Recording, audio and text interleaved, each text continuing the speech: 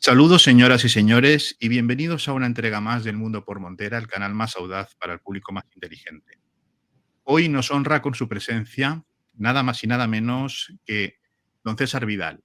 Creo que presentar al público español a don César Vidal pues no es difícil porque es un caballero muy conocido en España, pero por si alguien no lo conoce todavía, decir pues que es historiador, escritor, comunicador, doctor en historia, premio extraordinario de fin de carrera, eh, filósofo, teólogo y bueno, ha recibido infinidad de premios, además de ser políglota, traductor, un gran, un gran pensador que nos, bueno, que lo conocemos bien todos aquellos que lo hemos seguido en la radio durante su tiempo en la cadena COPE, luego en el radio y ahora desde su plataforma digital cesarvidal.tv, desde donde transmite la voz Urbi et Orbi. ¿Eh? Entonces, César, bienvenido al Mundo por Montera. Encantado de estar aquí. Muy buenas tardes, noches o días, no sé exactamente. Estupendo. Pues bienvenido. Y hoy estamos aquí porque don César ha sacado un libro, bueno, un libro, decir un libro es muy poco, ¿no? Ha sacado su Biblia de estudio, que es la Biblia de estudio César Vidal, que no es nada más y nada menos que esta obra colosal, que es comentar la Biblia de una manera pues muy amplia, pues de manera muy completa. Y nada, por eso hemos querido invitarle pues, para que nos explique esta obra que ha sido, vamos, éxito de ventas en Amazon y que, como le comentaba antes fuera de micrófono, me ha sido difícil encontrarla, puesto que en España se agotó rápidamente.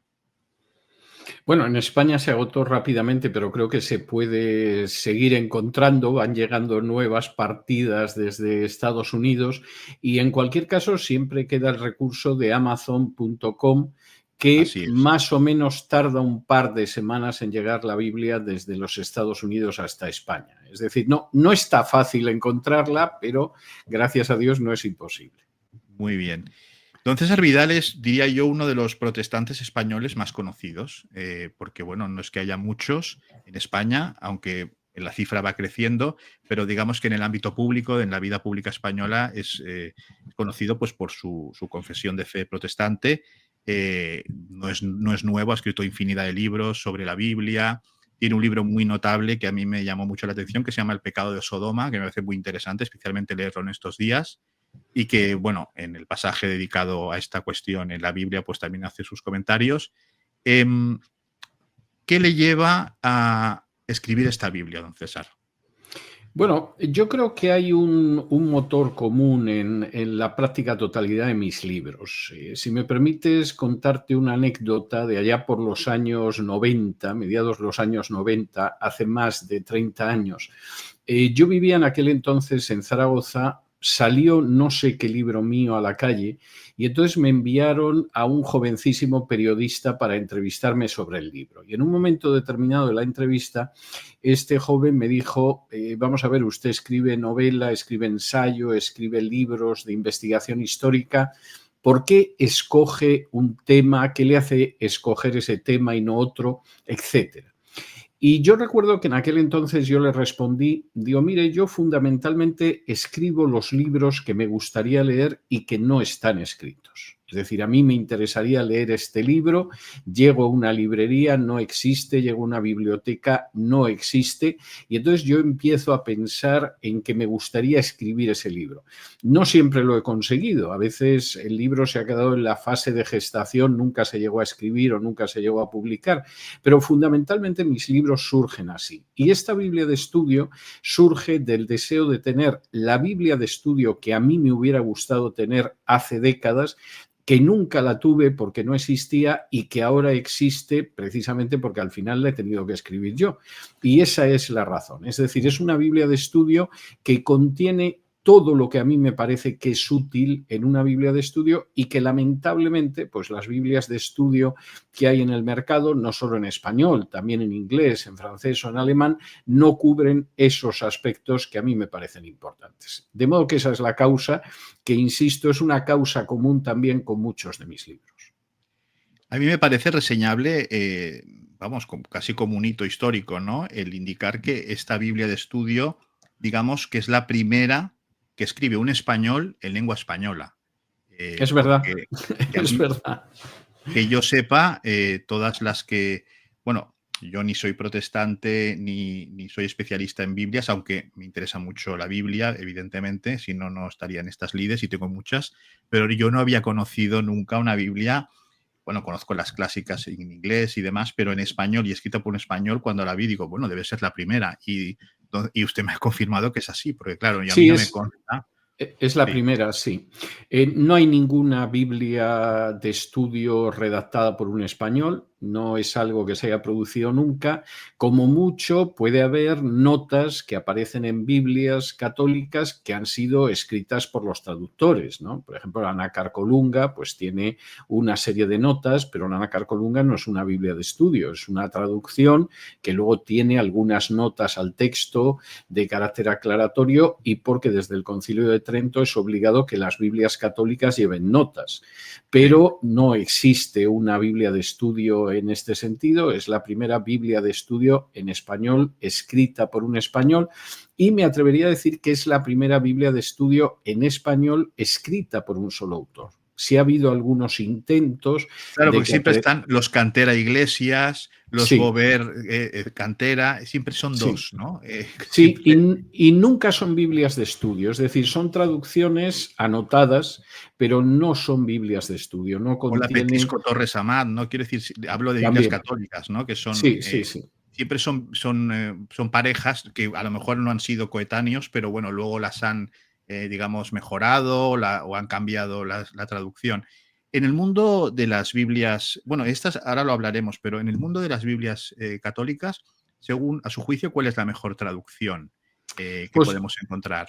Pues posiblemente la nácar colunga. Yo sé que hubo una época en que tuvo muchísimo predicamento la Biblia de Jerusalén, Sí, que a fin de cuentas había aparecido en primer lugar en francés, sí, derivada de l'École biblique de sí. Jerusalén. Y lo que pasa es que la Biblia de Jerusalén en español a mí me parece tan literal cuando la comparo con la Biblia francesa que siempre me ha quedado la duda de si realmente la tradujeron del griego, del arameo y del hebreo o se limitaron a traducirla del francés, porque la literalidad es Es verdaderamente un poco ortopédica, un muy poco ortopédica. llamativa, es muy llamativa, o sea, Sí. parece que estás leyendo la misma versión francesa.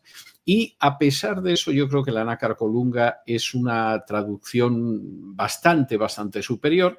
En su día también tuvo mucho predicamento desde finales de los años 70 la nueva Biblia española de Shekel y Mateos, pero el propio Shekel la corrigió. Es decir, yo creo que él mismo se dio cuenta de que aquello no era tan extraordinario como se dijo en su día y de hecho él acabó finalmente asumiendo la traducción también del Nuevo Testamento en lo que luego se conocería como la Biblia del Peregrino, que yo es una traducción que en el Nuevo Testamento es bastante aceptable, en el Antiguo Testamento a veces es muy arriesgada, más que Ya. traducir realmente interpreta, pero bueno, Shekel era un hebraísta competente en este sentido.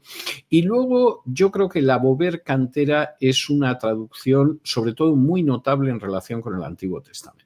Esta sería un poco, pero si tuviera que escoger una de las traducciones católicas que efectivamente digas, bueno, pues tiene prácticamente todo, ¿no? Dentro de que todas las traducciones nunca pueden alcanzar la perfección absoluta, yo me quedaría con la nácar colunga, a pesar de que en las últimas décadas ha habido otras traducciones de la Biblia que la han ido adelantando.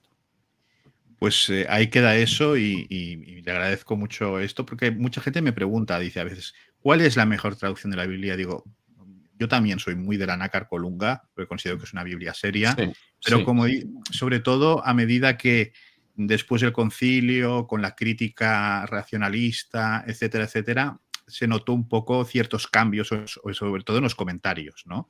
A peor, Eh, diría yo, pero bueno, esto es opinable, claro A está. peor, pero bueno, ahora iremos a ello porque usted trabaja mucho este tema en la Biblia de estudio. Usted ha elegido de las traducciones en español protestantes la Reina Valera del 60. Esto es una cosa que yo cuando me enteré que había escrito usted una Biblia de estudio, digo, a ver qué traducción en español protestante ha escogido, porque claro, no es, hay mucho debate, hay gente que dice la Biblia textual, la nueva versión internacional que para mí es infumable, Es infumable. Es infumable. Es infumable, sí. Es infumable. Y usted ha elegido la del 60, que es muy conocida en el mundo protestante de lengua española. ¿Y por qué?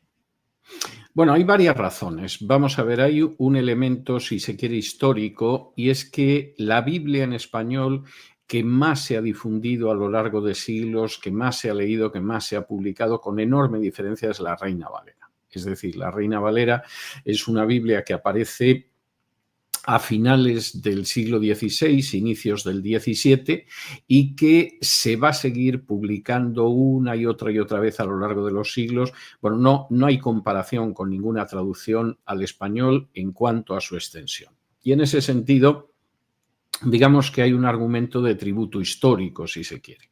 El segundo argumento es que es una muy buena traducción. Es decir, la Reina Valera, como cualquier otra traducción, no es al 100% perfecta, porque la traducción perfecta es muy difícil, es complicado, y más cuando vienes de lenguas que tienen campos semánticos que pueden ser muy distintos a lo que puede ser el español o el francés o el inglés, pero en cualquiera de los casos es una excelente traducción. Yo creo que es la mejor revisión de la Reina Valera que se ha hecho hasta la fecha, y las que han venido después han sido todas bastante peores, no algo peores o peores, sino bastante peores en ese sentido. Y en tercer lugar, porque además parte del texto mayoritario del Nuevo Testamento, con lo cual tiene un Nuevo Testamento completo, que es el Nuevo Testamento del más del 98% de los manuscritos que han llegado a nosotros del Nuevo Testamento. Claro, las otras versiones, sin desear ser un detractor de ella, hombre, la nueva versión internacional es penosa. Y no solamente es penosa por el texto base que utiliza para el Nuevo Testamento, sino porque además es muy pobre. Es una traducción en términos meramente lingüísticos muy deficiente. Si yo tuviera que examinar calificando de 1 a 10 a esa traducción, pues no sé si llegaría a darle el 5 del aprobado o la dejaría en un 4, un 4,5 de manera generosa. Esa es la verdad. Traducciones posteriores que han aparecido, como por ejemplo La Palabra. Bueno, La Palabra es una traducción penosa. Es verdaderamente penosa. Los traductores han decidido que eliminan palabras que son absolutamente esenciales en el texto de la Biblia para sustituirlo por algo que más o menos se parece. Yo supongo que pretendían hacer accesible el texto bíblico, pero claro, el texto bíblico tú no lo puedes hacer accesible cambiándolo, aguándolo y degradándolo y diluyéndolo, que es lo que pasa, por ejemplo, en el caso del Dios habla hoy, que existe también una versión católica, pues hombre, es una traducción también muy floja. Yo creo que en términos generales las traducciones que han aparecido en las últimas décadas son traducciones bastante deficientes y que dejan mucho que desear. En el caso de la Reina Valera, siendo un texto histórico, siendo una buena traducción y siendo además una buena revisión, pues a mí me parecía que era obligado, ¿no? Por supuesto, lo que aporta esta Biblia no es el texto de la Reina Valera del 60, que no se debe a mí, lo que aporta es ese algo más de 1 millón de palabras que hay en la Biblia de estudio, pero claro, había que escoger un texto de la Biblia y a mí me parecía que la Reina Valera del 60 pues era el ideal. Estupendo. Sí, yo también coincido con usted en las apreciaciones que ha hecho sobre estas versiones. Cuando llegamos a ver que en versiones más modernas vemos traducciones tan, no sé, cosas tan groseras como traducir muchos por todos, por ejemplo, en algunos pasajes, ¿no? Sí. Claro, decir muchos no es decir todos, ¿eh? O No, sea, es que no. le hablo, o sea, es un simple detalle, ¿no? O sea, que la gente que utilice este tipo de Biblias, tipo El Dios habla hoy, por ejemplo, ya que lo ha mencionado, que es una versión ecuménica, ¿no? Que incluye para los protestantes los apócrifos o deuterocanónicos, pues llega a este punto, ¿no? Cuando son muchos es muchos, no es todos, ¿no? O sea, a este nivel de grosería.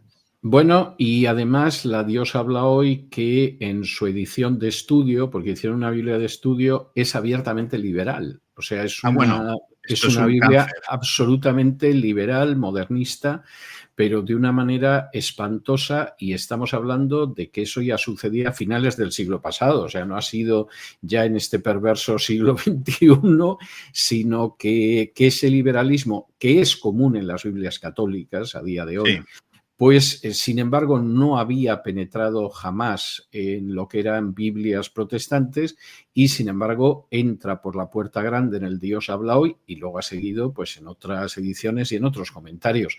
Hombre, pensemos que la nueva versión internacional, dentro de lo que fue la versión original inglesa, el director de la traducción del Antiguo Testamento era un partidario del matrimonio homosexual y de hecho acabó consiguiendo pulir pasajes del Antiguo Testamento contrarios a la homosexualidad. Pero la correctora de estilo de toda la Biblia, la que al final dio la versión definitiva de la nueva versión internacional en inglés, era una lesbiana que al final de su vida se declaró transgénero. Es decir, que evidentemente esto dice pues ya bastante. Estamos todos, ¿no? Ya estamos todos, y el director de la versión en español, de la nueva versión internacional, es un liberal que ha publicado libros donde niega la autoría mosaica del Pentateuco, donde niega que Isaías lo escribiera Isaías, donde dice que Daniel tampoco lo escribió Daniel, ni Zacarías, etcétera. Es decir, estamos hablando de gente que no tiene un trasfondo teológico precisamente recomendable. Ciertamente. Ya que menciona la autoría mosaica del Pentateuco, bueno, usted en su Biblia de estudio pues lo deja bien claro, ¿no? Que evidentemente el Pentateuco es obra de Moisés, ¿no? Salvo algún pasaje al final, ¿no? Cuando se habla de la muerte. De la muerte de Moisés. Claro, sí. lógicamente. Pero yo me acuerdo que, ya que he mencionado la Biblia de Jerusalén, en una de las introducciones pone... siempre se ha creído algo así, como siempre se ha creído que el Pentateuco fue obra de Moisés. Dice, Jesús y sus discípulos también se acomodaron a esa opinión, ¿no? Claro. Jesús y sus discípulos no se acomodaron. O sea, pero, quiero decir, pero si hay algo, sí, yo sé, pero si hay algo que caracteriza a Jesús es que acomodarse a las opiniones de la época no era precisamente lo suyo. En realidad, cuando uno lee los evangelios encuentra un Jesús que continuamente está deshaciendo los argumentos de las opiniones de la época. Si Jesús no hubiera creído que Moisés escribió el Pentateuco, pues lo hubiera dicho de manera clarísima, como podía discutir la interpretación de la Torá que tenían los escribas y fariseos o los saduceos sin ningún tipo de problema. El problema es que, claro, al final tienes que llegar a la conclusión de que Jesús y sus discípulos estaban equivocados si esta gente tenía razón. Y claro, ¿quién puede creer que esta gente tiene razón por encima del testimonio de Jesús y sus discípulos? Pero más allá de ese argumento, que es un argumento bíblico, que es un argumento teológico, es que realmente el Pentateuco no es comprensible en cuanto a su redacción en una época que no sea precisamente la época de Moisés. Y de hecho, los argumentos que habitualmente se dan para hablar de una época más tardía, pues son argumentos ridículos. Por ejemplo, yo estoy harto de ver, y le dedico una nota en la Biblia de estudio, a ese argumento de que el Pentateuco tiene que ser tardío porque ya aparece el camello domesticado. Abraham tiene camellos domesticados y el camello no se domesticó hasta varios siglos después. Esa tontería en el siglo XIX se podía decir, porque nuestro conocimiento de la arqueología era escaso y efectivamente uno podría decir, oye, que el camello no se domesticó hasta el siglo IX, VIII antes de Cristo. Aquí hay evidentemente un error histórico. Pero es que a estas alturas, si yo menciono varios ejemplos arqueológicos en la Biblia de estudio, si hay algo que sabemos es que el camello estaba más que domesticado en la época de Abraham, que era un animal de transporte, que era un animal de tiro, que era un animal de viaje y que además eso aparece en restos arqueológicos diversos de los que yo menciono varios en la Biblia de estudio. Entonces, claro, utilizar ese argumento pues es algo absolutamente ridículo, como otros que pretenden catapultar el Pentateuco, los 5 primeros libros de la Biblia, pues a una época que nos llevaría pues a prácticamente un milenio después. Eso es ridículo. Como es ridículo, por ejemplo, la tesis de que Daniel es un libro que se escribió en el siglo II antes de Cristo, no en el siglo VI, V antes de Cristo, y que es una obra pseudoepigráfica. El primero que dice eso en el siglo II después de Cristo es un filósofo pagano y anticristiano del que yo hablo en la Biblia de estudio, que era Porfirio. Y lo dice porque Porfirio, que efectivamente conocía muy bien la historia helenística, como es normal que la conociera en esa época, se daba cuenta de que Daniel contenía una serie de profecías sobre el rey del norte y el rey del sur, es decir, la dinastía seleucida de Siria al norte y la dinastía de los Ptolomeos lágida egipcia al sur, que esas profecías se habían cumplido de una manera tan matemática que efectivamente, si Daniel había escrito el libro cuando lo dice la Biblia tenía que ser la palabra de Dios, porque ahí había profecías absolutamente innegables y además detalladas con una enorme exactitud. Y Porfirio, que no está dispuesto a aceptar eso, dice, no, esto lo han tenido que escribir varios siglos después de que se produjeran los hechos, porque nadie puede profetizar con esa exactitud y la Biblia no puede ser la palabra de Dios. Bueno, ¿quién le habría dicho a los cristianos de aquella época que el argumento pagano de Porfirio no solamente lo acabarían tomando exégetas supuestamente cristianos, sino que aparecería en las Biblias de estudio católicas en general y, por ejemplo, en algún libro que ha escrito el director de la Nueva Versión Internacional en Español? O sea, esto es una de esas piruetas, esos saltos mortales de la historia, ¿sí?, que te quedas pasmado, ¿no? Sí, así es. Así es, no, ciertamente tiene razón en lo que dice. El tema de Porfirio es interesante. Y ahora que ha mencionado el libro de Daniel, el libro de Daniel es un libro polémico porque mucha gente dice, pues, con lo de las 70 semanas, ha dado pie a muchas cuestiones de escatología un poco, digamos, psicodélica. Escatología ficción. Escatología ficción o psicodélica. Escatología ficción. Con el tema de estamos ahora a la mitad de la tercera semana porque la higuera y vamos a ver que no sé cuántos. Y entonces, bueno, eso en términos históricos es un disparate total y absoluto. Yo no quiero ofender a nadie, pero eso es una pavada del tamaño del Taj Mahal. O sea, eso es un disparate. ¿Por qué digo esto? Y en la Biblia de estudio, donde se comenta capítulo por capítulo y versículo por versículo todos los libros de la Biblia, por supuesto hay notas a pasajes, etcétera, pero se comentan todos los libros de la Biblia capítulo por capítulo y versículo por versículo, y hay todo un apartado sobre el capítulo de Daniel que habla de la profecía de las 70 semanas. Vamos a ver, hablar de que se han cumplido 69 semanas y se produce un paréntesis de más de 2000 años y va a haber una semana 70 en el futuro, es un disparate, por muchas razones. Primero, porque en la Biblia no aparece jamás una profecía que quede parada en un momento determinado. La profecía, cuando tiene un espacio temporal, ese espacio temporal se cumple siempre todo seguido. Y da lo mismo que sean los 70 años de cautividad de los judíos en Babilonia que los 3 días que pasaría el Mesías en la tumba.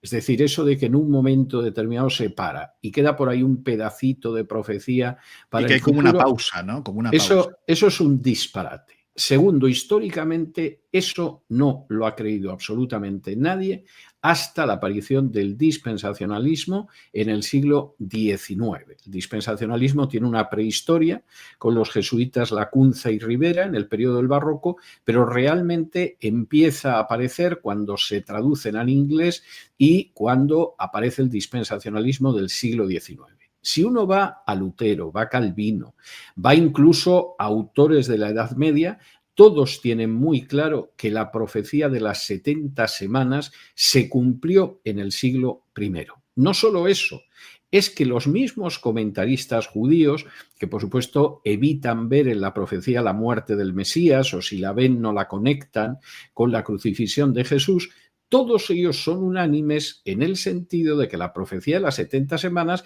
se cumplió en el siglo I.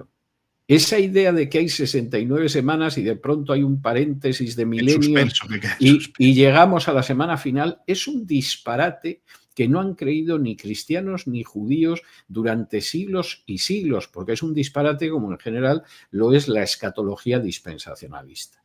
Y claro, además hay un tercer argumento palpable y evidente. Cuando uno cuenta las 70 semanas desde el punto de partida de Daniel, es que se tuvieron que cumplir en el siglo I. No hay más vuelta de hoja, porque el Mesías es asesinado, es muerto, no por él, como dice el texto de Daniel, a la mitad de la semana 70.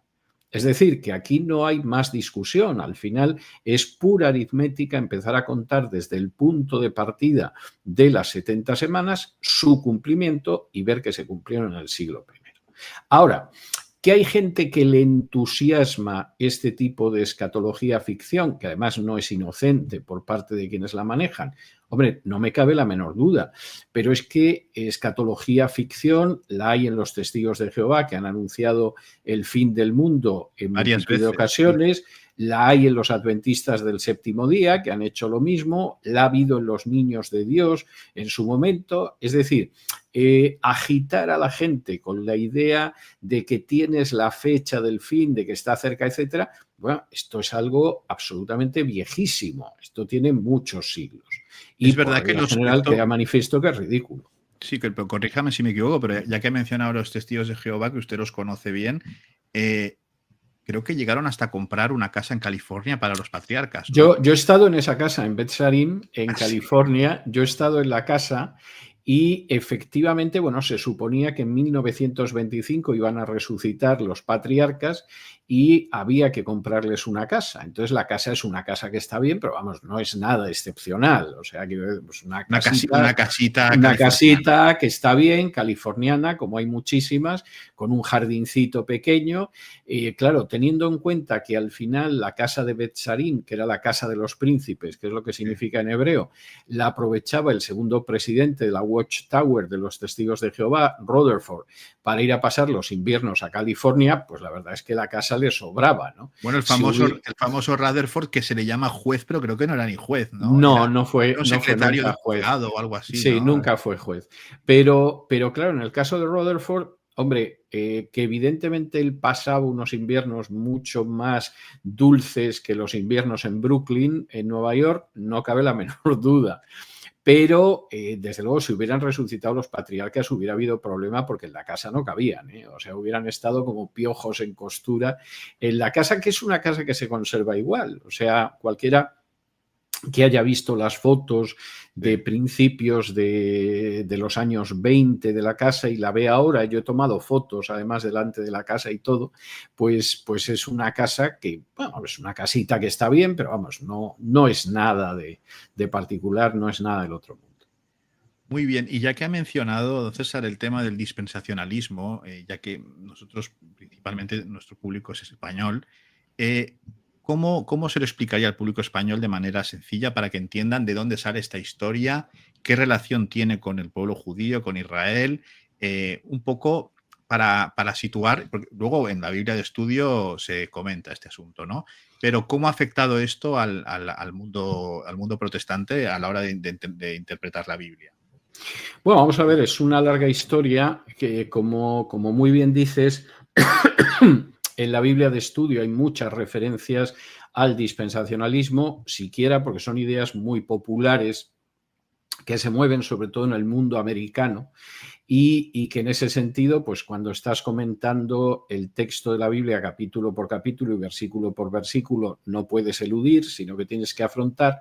Pero claro, en un trasfondo como España, el dispensacionalismo es algo desconocido, aunque es indispensable, por ejemplo, para entender la política de Estados Unidos hacia Israel, lo cual a muchos le llamará la atención, pero es así. El dispensacionalismo es una escuela de interpretación escatológica que inventan dos jesuitas que se llamaban Lacunza y Rivera, españoles. Habrá quien dirá no hispanos porque nacieron en Hispanoamérica. Sí, pero es que Hispanoamérica en el siglo XVI y en el siglo XVII todavía era una parte de España, porque si alguien no lo sabe, o por lo menos del imperio colonial español. Y Lacunza y Rivera deciden crear un sistema escatológico que se enfrente con la visión escatológica que tiene la Reforma.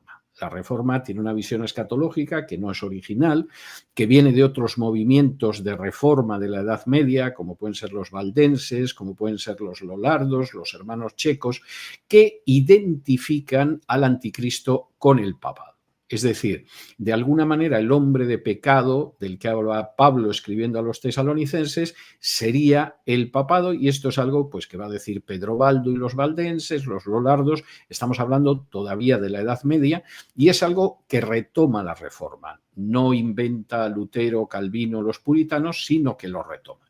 En un intento de contrarrestar esa visión negativa, Lacunza y Rivera idean un sistema escatológico en el cual, primero, el anticristo es un personaje que aparecerá al final de los tiempos y que tiene sobre todo características políticas, no tiene unas características marcadamente religiosas, sino unas características políticas, y además se separa el destino de la Iglesia del destino de Israel, lo cual es verdaderamente chocante, porque la visión que ha tenido la Iglesia Católica es la de una sustitución. Israel es sustituido por la Iglesia, mientras que la visión reformada pues es la visión que aparece en el capítulo 11 de la Carta a los Romanos. En ese Israel han sido desgajados los judíos que no creen en Jesús y han sido injertados los gentiles que sí creen en Jesús, con lo cual Israel seguiría existiendo. El Israel de Dios es el de aquellos que creen en Jesús. Esa posición del dispensacionalismo fracasa dentro de la Iglesia Católica, bueno, pues porque consideran que al final, como arma apologética, tampoco es gran cosa, y porque además plantea una visión de Israel que no encaja con la enseñanza de siglos de la Iglesia Católica, y el dispensacionalismo desaparece. De alguna manera se lo traga la historia y no vuelve a aparecer hasta inicios del siglo XIX, en Inglaterra, cuando se traduce al inglés precisamente los tratados de Lacunza y Rivera. Y entonces hay gente que dice, oye, pues a lo mejor esta interpretación escatológica tiene su razón de ser. A eso se suma otro elemento muy importante que no se ha dado jamás en el caso de la historia del cristianismo. Y es que hay una señorita en Escocia que se llama Margaret MacDonald, que empieza a tener visiones en las cuales dice que Cristo va a venir primero a por su iglesia y la va a arrebatar, y luego va a pasar el periodo de la gran tribulación y después volverá Cristo, con lo cual la segunda venida es en dos fases. La gente que recoge las visiones de Margaret MacDonald inmediatamente señala que esto no lo ha creído nadie antes. Nadie ha creído que Cristo vaya a venir en dos partes, nadie ha creído que Cristo se lleva a su iglesia y después hay un periodo que tiene que ver con Israel. Eso es algo ignoto y queda el testimonio documental de aquellos que lo recogen. Pero esto sí lo retoma, junto con el resto del sistema dispensacionalista, un predicador inglés que se llama John Nelson Darby, y que además, bueno, siembra las semillas a uno y otro lado del Atlántico. ¿Qué hace que el dispensacionalismo en un momento determinado pase de ser, bueno, pues una de tantas escuelas escatológicas a convertirse en una escuela escatológica importante en Estados Unidos, y desde Estados Unidos a Hispanoamérica y a buena parte del resto del mundo a través de los misioneros americanos? Pues la Biblia de Scofield. La Biblia de Scofield es una Biblia de estudio que incorpora por primera vez la interpretación de la escatología de acuerdo con el dispensacionalismo. La Biblia de Scofield tiene una historia muy turbia. Primero, porque Scofield es un personaje bastante turbio, que ha pasado por un divorcio y el abandono de los hijos, por procedimientos legales, por malversación de bienes, etcétera, etcétera. De alguna manera es un paria, hasta que en un momento determinado un judío llamado Untermeyer, que vive en Estados Unidos y que es uno de los primeros defensores judíos del sionismo, en una época en que el sionismo era rechazado muy mayoritariamente por la comunidad judía, Untermeyer decide apadrinar a Scofield para que escriba una Biblia de estudio donde está incluida una visión escatológica que favorezca al sionismo y que además cambie la manera de pensar sobre el pueblo judío que tienen de manera aplastantemente mayoritaria los protestantes americanos. Después se ha sabido que Untermaier además era un ocultista, su jardín que hay en Nueva York está lleno de signos luciferinos, es decir, no era un personaje especialmente recomendable como para apadrinar una versión de la Biblia, pero Untermaier va a ayudar a Scofield no solamente en esta redacción, sino a que pueda ir presentando la Biblia a uno y otro lado del Atlántico. Y en ese sentido, el sionismo consigue abrir brecha y entrar dentro del protestantismo americano, que es el protestantismo más importante, no por su tradición, no por sus grandes aportes teológicos, sino sobre todo por su movimiento misionero. La Biblia de Scofield va a ir experimentando mutaciones, porque claro, en 1967 se produce la Guerra de los 6 días. Israel se apodera del Sinaí, se apodera de los altos del Golán, se apodera de Cisjordania y Gaza, etcétera, y entonces esto permite todavía intentar readaptar más la Biblia de Scofield. Y la Biblia de Scofield se convierte en un instrumento, primero, para identificar al Israel de Dios con el Estado de Israel, lo que en términos bíblicos es un verdadero disparate, es un dislate total y absoluto, y sobre todo para sembrar una teología en virtud de la cual el apoyo a ese Estado de Israel es apoyar la causa de Dios y es objeto de bendiciones personales. Y eso explica muchísimo de la visión que hay sobre Israel en Estados Unidos, aunque por primera vez en décadas, en estos momentos, la mayor parte de la población de Estados Unidos no apoya al Estado de Israel, algo que hubiera sido seguramente impensable antes de la presente guerra de Gaza. Espero haberlo hecho comprensible y no haberme extendido mucho, porque es complicado explicar el origen del dispensacionalismo, de la Biblia de Scofield y, por supuesto, de la influencia que eso tiene en política, pero es algo importante. Y desde un punto de vista teológico es muy importante porque obliga a asumir una serie de interpretaciones de la Biblia que son disparatadas totalmente. Es decir, no hay manera de sostener el dispensacionalismo con una Biblia en la mano. Sí hay manera cuando se tiene determinado respaldo de carácter político y económico. Pero fíjese, antes hablábamos de las piruetas históricas, ¿no? que tiene la vida, ¿no? Que cuando hablábamos de esta venida de Cristo en dos fases, el arrebatamiento y todas esas cuestiones, en el mundo católico, en el mundo romano, han aparecido ciertos mensajes, todos ellos muy vinculados a las apariciones marianas, ¿no? En el que también se habla de esto, de una venida de Cristo en dos veces, de un arrebatamiento. Claro, porque al final, vamos a ver, al final el mundo teológico no está dividido en compartimentos estancos. Es decir, a la gente le satisface creer que sí. Pero esto es bastante más poroso y más permeable de lo que parece. Entonces, ¿qué sucede con ese católico que vive en Hispanoamérica, en un México, en una Argentina, en un Perú, que efectivamente cree en las apariciones marianas, cree que muchas de esas apariciones tienen un contenido escatológico o por lo menos de juicio inminente y que lleva creyendo en ello pues décadas, como mínimo décadas? Bueno, pues que se encuentra al otro lado de la puerta con gente que tiene una visión escatológica dispensacionalista y eso acaba impregnándolo también. Claro. Entonces va a conservar de alguna manera la idea de las apariciones, del juicio, etcétera, pero va absorbiendo además lo que hay al otro lado. Y entonces, claro, ahí se produce casi como si se cerrara el círculo, ¿no? El dispensacionalismo nació de la mente de dos jesuitas, ha ido discurriendo un círculo y va a acabar desembocando de nuevo en la Iglesia Católica. Es de estos procesos de pensamiento a lo largo de la historia que al final te quedas sorprendido de cómo se ha producido la parábola completa o el círculo se ha cerrado, ¿no? Y es verdad, se da. O sea, yo he tenido ocasión de ver algunos de estos materiales y dices, bueno, este señor, aparte de creer en las apariciones de la Virgen, etcétera, etcétera, es que además se ve que ha visto algún tipo de vídeo en YouTube o ha leído algún libro con una orientación de carácter dispensacionalista y lo ha adaptado totalmente a las creencias previas, ¿no?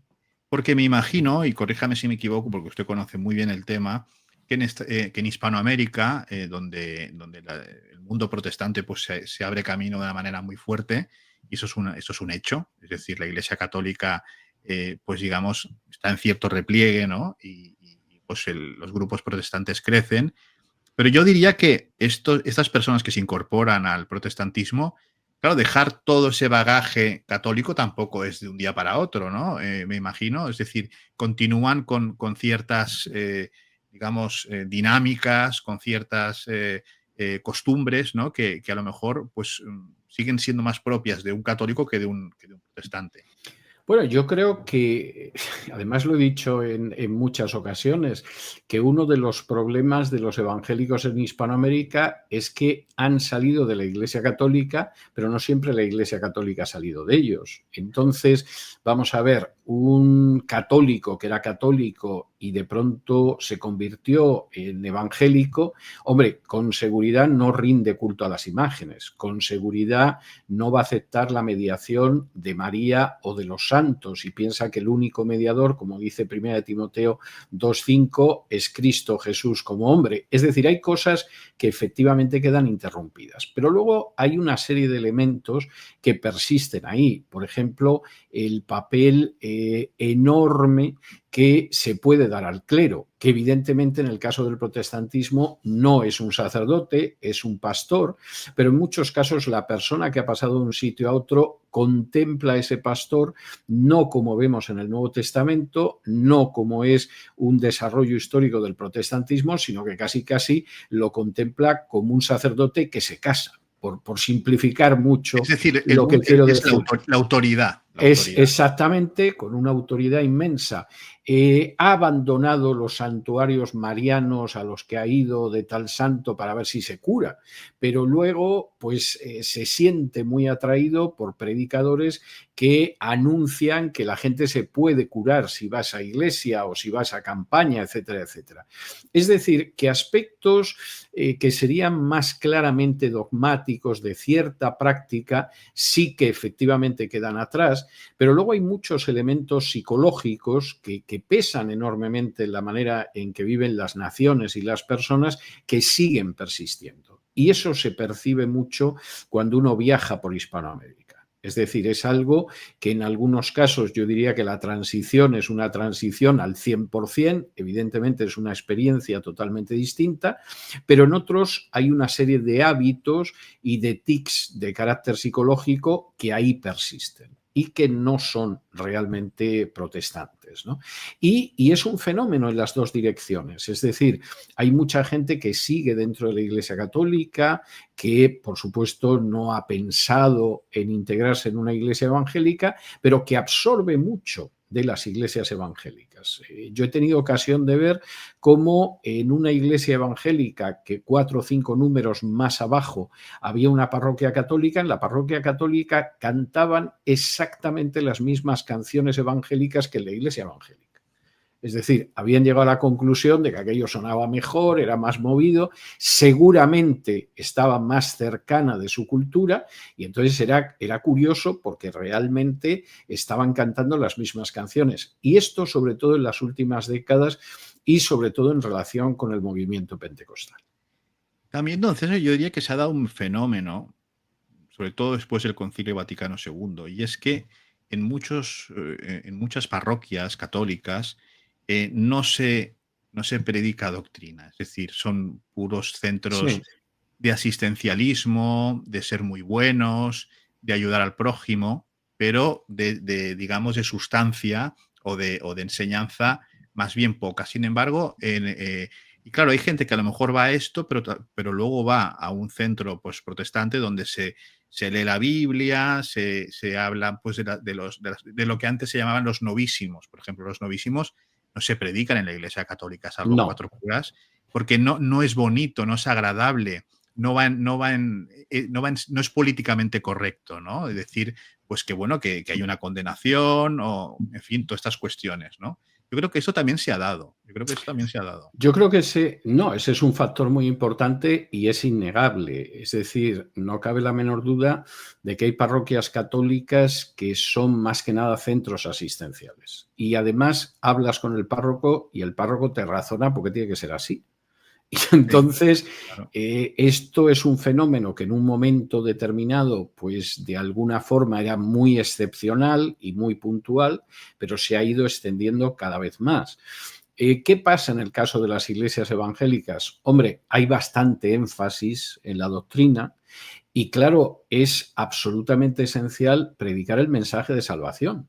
Es decir, si algo caracteriza a las iglesias evangélicas es el hecho de la predicación del evangelio de salvación. Es decir, que estamos perdidos y que si realmente no aceptamos el sacrificio de Jesús en la cruz y no se produce una conversión, perdidos vamos a seguir.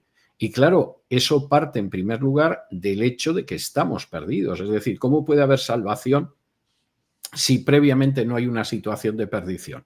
A ti te salvan de un incendio porque hay un incendio. Te salvan de un naufragio porque has sufrido un naufragio. Te salvan de un atraco porque ha habido un atraco. Entonces, eso es algo que en el caso de la Iglesia Católica, no voy a decir que en términos teóricos, que eso sigue estando ahí, pero sí en términos prácticos se ha ido diluyendo. Nadie quiere hablar de la condenación. No, no. Esto, algún sacerdote todavía lo oyes, ¿no? Y te Pero es dice mal visto, ¿eh? Es mal visto. sí, y te dice que, bueno, para salvarte tienes que rezar el rosario, en fin, o lo que quiera decir. Pero efectivamente no está bien visto. Y esto tampoco es nuevo y tampoco es cuestión de achacárselo al concilio. Maritain, que seguramente fue el filósofo católico más importante del siglo XX, decía que había una serie de temas de los que un sacerdote bien formado nunca debería predicar, y uno de ellos era la condenación y el infierno. A ver, yo no estoy diciendo que se esté predicando continuamente sobre la condenación, pero no cabe la menor duda de que el Evangelio es buena noticia porque anuncia la salvación. Claro. Y si anuncia la salvación es porque previamente estás en un estado de perdición. Es algo absolutamente elemental. Así es. ¿Y cuáles son los principales retos a los que cree que se enfrenta, digamos, el mundo evangélico en general? Es decir, a nivel. Porque, por ejemplo, antes hemos hablado o ha hablado usted del tema del dispensacionalismo y y de los judaizantes, ¿no? Que es consecuencia, ¿no? de todo este asunto. Yo he visto, y es muy llamativo verlo, ¿no? Alguna librería evangélica, por ejemplo, en España, donde, por ejemplo, además de libros, venden, no sé, menorás, venden el talit, venden las mesusá para besar cuando sales de casa. Sin embargo, si pides una cruz, por ejemplo, una cruz, digo sin Cristo, pero una Sí, sí, cruz, sí. te dicen que eres un idólatra, ¿no? Entonces, claro, esto es muy chocante, es muy No, chocante. es un disparate, por otro lado, sinceramente es Sí, un disparate. O sea, esa es la realidad, pero es verdad que es un disparate que se ha abierto camino. Yo creo que el gran peligro, porque el dispensacionalismo tiene muchos peligros, es decir, uno de ellos es la idea de que en cualquier momento podemos desaparecer y por lo tanto, como en cualquier momento podemos desaparecer y desde hace décadas nos dicen que lo mismo es en el mes de otoño que en septiembre, etcétera, etcétera, y paradójicamente, cuando las profecías, los pronósticos de esta gente fracasan estrepitosamente, parece ser que se olvida y no se recuerda este tipo de cosas, el dispensacionalismo no construye para el día de mañana. Y no construye porque se supone que ahora mismo, mientras estamos hablando, pues podríamos vernos arrebatados. Claro, cuando tú tienes una visión que no construye para el día de mañana, el cambio generacional es un cambio generacional que puede ser complicado. Y sobre todo porque no vas a dejar nada detrás de ti, no has construido nada, simplemente estás esperando que en algún momento se va a producir ese arrebatamiento. Y entonces, claro, el dispensacionalismo ha tenido efectos muy negativos dentro de lo que es la cultura de los Estados Unidos. Y además yo creo que, bueno, de esos efectos, que parece que ahora hay un movimiento de recuperación, pero que ha sido nefasto durante décadas. Ese es un gran problema, mucho más serio de lo que pueda pensar la gente, porque aquí no estás discutiendo solamente de cuestiones meramente sobre el futuro, sino sobre la actitud hacia el presente. Es un problema de profunda desobediencia. Es decir, cuando en Hechos 1 los apóstoles le preguntan a Jesús si va a restaurar el reino de Israel, etcétera, la respuesta de Jesús en Hechos 1:7 es que a ellos no les toca conocer los tiempos y las sazones que el Padre tiene en su sola potestad, y lo que ellos tienen que hacer es ser testigos de él hasta lo último de la tierra.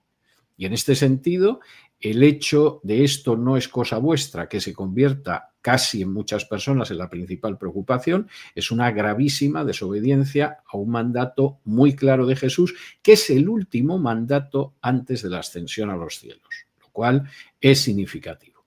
Yo diría que junto con ese problema, que no es pequeño, hay otro problema, y es el del crecimiento rapidísimo que se ha producido en el mundo evangélico en Hispanoamérica.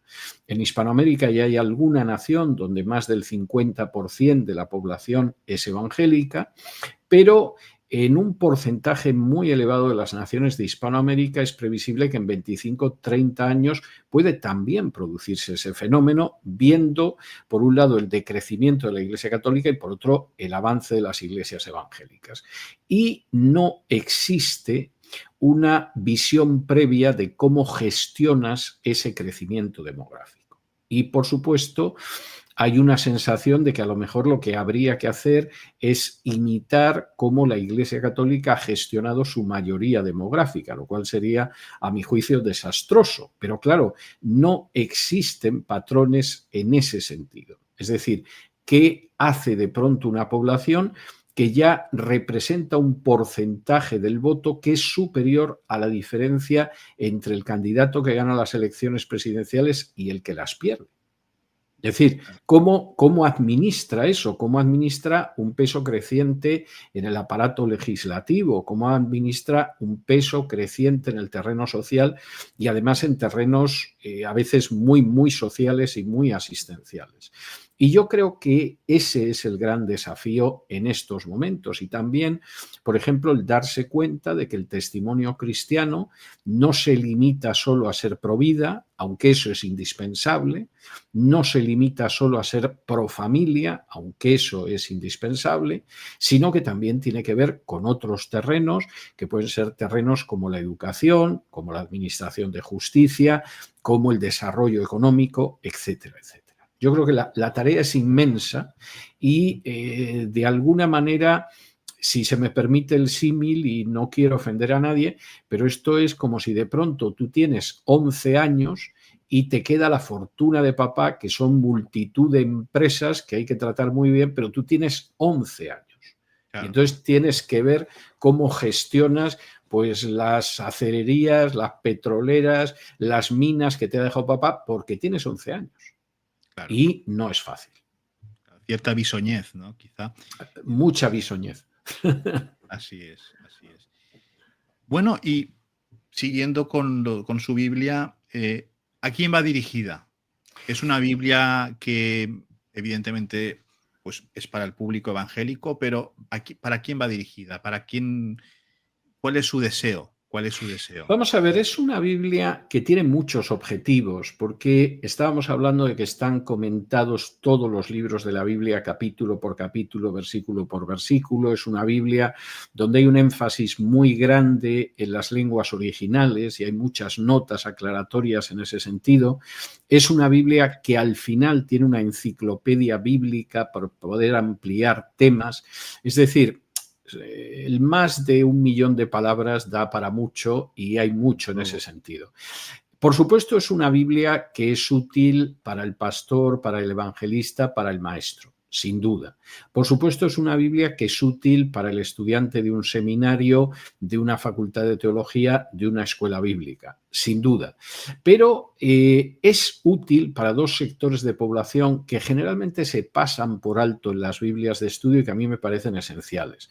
El primero es la persona de a pie de una iglesia. Incluso el contenido de la Biblia de estudio se ha rebajado sensiblemente. La primera redacción superaba los 2 millones de palabras, pero claro, no vas a ir a la iglesia con una Biblia que la llevas en un carrito o en El una libro gordo de mochila. Petete, ¿no? Exactamente. Entonces, bueno, cualquier persona que se haya fijado en la Biblia cuando la has enseñado, se ve que es un volumen manejable que efectivamente puedes llevar a la iglesia, que lo puedes consultar, etcétera. Entonces, es una Biblia que está dirigida de manera muy, muy subrayada al pueblo llano.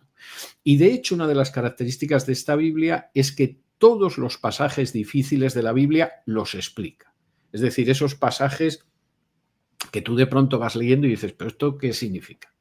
O sea, por ejemplo, estoy en Éxodo y Dios envía a Moisés a Egipto a liberar a Israel.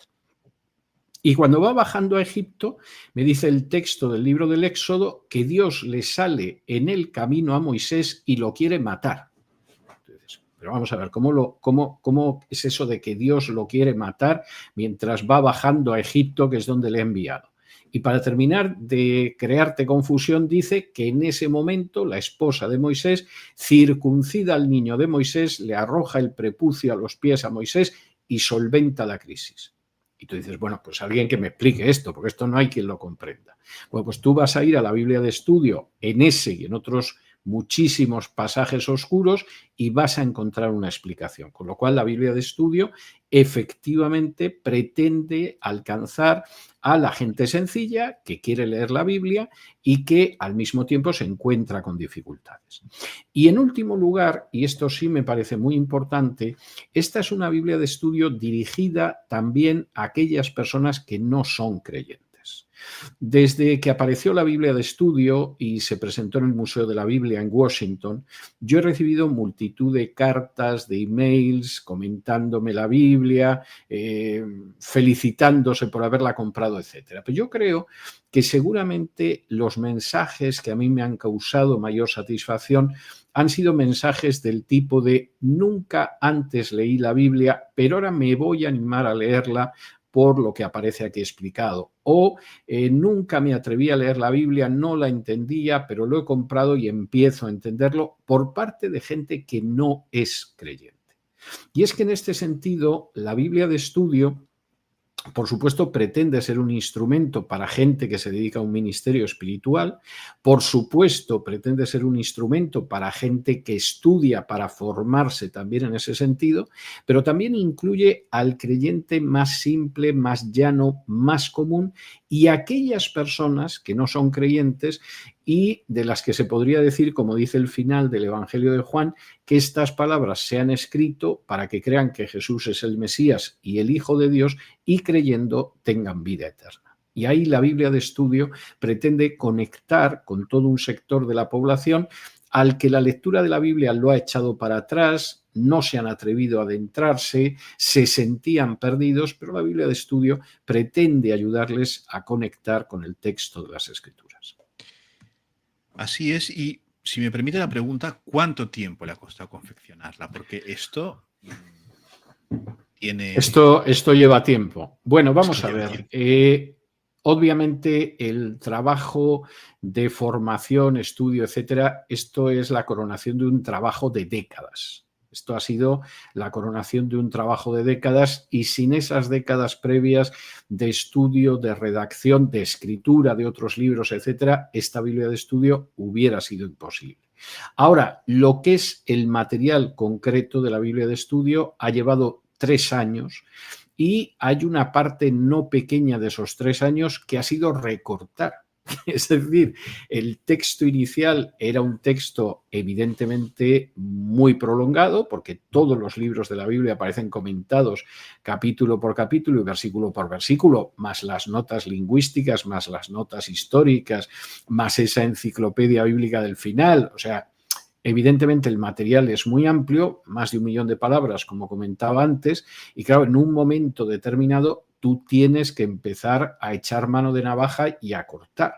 Y en ese recortar, y en el que se va pues casi el 50% del texto, también eso te exige meses de trabajo.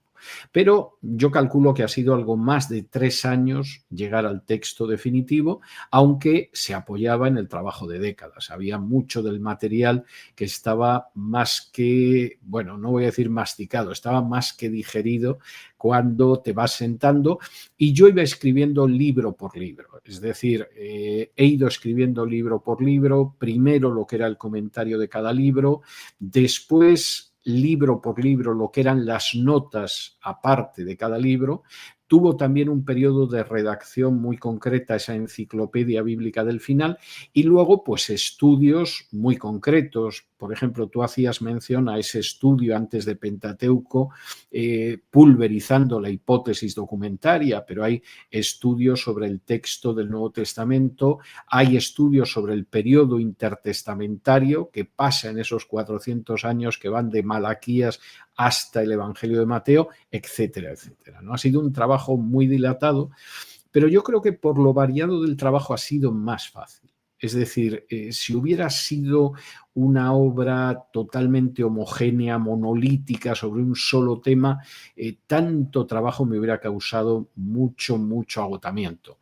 Cuando tú acabas un Romanos y dices, bueno, pues ahora voy a hacer Job. Es decir, no tengo que ir en el orden de los libros de la Biblia, y además yo iba acabando cada libro y lo iba enviando al editor para que fueran avanzando en la edición, pues es un trabajo que se lleva bastante, bastante mejor. Muy bien, don César. Y por último, usted vive en Estados Unidos. Los que le seguimos desde épocas de la linterna, yo nunca me podré olvidar de aquellas tardes escuchándole. Corría el año, corría el año, o lo de sin ánimo de ser exhaustivo, que yo cada vez que me parece que son dos sellos muy, muy suyos, ¿no? Lo sigo utilizando, lo sigo utilizando en el editorial de todos los días, el corría el año y el sin ánimo de ser exhaustivos. Pero bueno, Sí. cuando uno, en mi caso, yo lo recuerdo de la época de la linterna, que uno era jovencito, ¿no? Y escuchaba aquello. Vive en Estados Unidos. ¿Está bien? ¿Está contento en Estados Unidos? Estoy muy contento en Estados Unidos. Vamos a ver, también es verdad que yo procuro adaptarme a lo que aparece en cada momento en mi vida, como en su día me adapté a la dirección de la linterna, ¿no? Que cuando a mí me lo dijeron yo pensaba que no había oído bien, o sea que es de esas cosas que en un momento determinado se dan en la vida y yo me adapto. Sí estoy contento. En los últimos tiempos paso muchísimo tiempo en Washington. De hecho, la semana que viene estoy convocado a la Casa Blanca. O sea, el lunes tengo que estar precisamente en la Casa Blanca para una conversación con uno de los asesores de Donald Trump. Y en este sentido, hombre, no es igual la vida en Washington que en otros lugares de Estados Unidos. Washington es una atalaya privilegiada, es un parador privilegiado para entender este país y para entender cómo se ve desde el imperio el resto del mundo, que no quiere decir que se vea bien y muchas veces no se vea de forma equivocada, porque Londres o Madrid o París o Washington pueden ser atalayas excelentes para comprender el imperio, pero a lo mejor no para entender lo que hay más allá del limes del imperio, ¿no? Pero sí estoy muy contento, sí estoy muy satisfecho, y yo sinceramente concibo mi vida ya desarrollándose y concluyéndose en los Estados Unidos. ¿No echa de menos España? Muy ocasionalmente. Yo tengo que ver la realidad española todos los días y además varias veces a lo Tremenda. largo del día. Me causa muchísimo pesar y mucho dolor. Realmente mentiría si lo ocultara. Me causa mucho pesar, porque además hay muchas cosas que yo soy consciente de que se han podido evitar y en vez de evitarse se ha ido exactamente en la dirección contraria, y procuro sobrellevarlo de la mejor manera posible. Ahora, no oculto que en algún momento de pronto sale algo de un libro, de una imagen, de un recuerdo que me araña el corazón, pues porque eso es la Cuesta de Moyano en Madrid, o la Gran Vía de Madrid, o la Alhambra de Granada, o Toledo, o el Acueducto de Segovia. En fin, podría citar muchos ejemplos, y efectivamente te da una sensación de que el transterramiento, pues al menos en cierta medida sigue ahí agazapado en el fondo de tu alma. O sea que podemos decir que a don César Vidal le duele España. Bueno, desde hace muchísimo tiempo, pero tengo que decir que en los últimos 21 años más que nunca. Es decir, seguramente ese es un sentimiento que yo he tenido desde muy jovencito. Lo que pasa que cuando yo era jovencito eso iba unido a una esperanza y a una ilusión de una España nueva que, hombre, te hacía que llevaras muy bien esa situación, porque todo iba a cambiar y todo iba a ser a mejor. Y entonces yo pertenezco a una generación que en un momento determinado se ha dado cuenta de que no, de que las cosas no han ido como hubiéramos querido que fueran y que además yo creo que ya la esperanza de que eso se pueda cambiar se ha ido apagando en millones de españoles. Es decir, yo diría que hemos vivido épocas en las que pensábamos que era posible que se produjera un cambio, que se reorientaran las cosas, que se enderezara la vida del país en la buena dirección y, sin embargo, la sensación que muchísima gente ha ido teniendo de forma creciente es que eso no se va a producir. En mi caso concreto, yo creo que en mi caso concreto, esa sensación de que esto no tiene arreglo se produce durante la presidencia de Mariano Rajoy. Yo creo que la última posibilidad real que tuvo España de corregir su rumbo y de corregirlo bien se produjo cuando, con una mayoría absoluta, absolutísima, Mariano Rajoy llega al gobierno de España y, en lugar de hacer lo que tenía que hacer y lo que se esperaba, hizo exactamente todo lo contrario. Y, por supuesto, a partir de ahí, pensar que las cosas iban a ir a mejor, pues, hombre, a mí me parece que es muy ilusorio.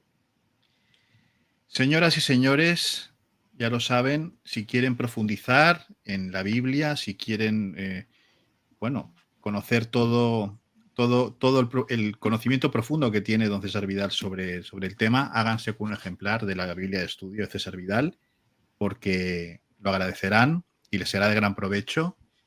Y a usted, don César, enviarle mis mejores deseos, que pueda continuar con su trabajo y que, aunque sea desde el imperio, como ha dicho usted, pueda seguir durante muchos años, Dios mediante, eh, comentando la vida nacional de un país que, aunque no esté aquí, pues le añora y le aprecia.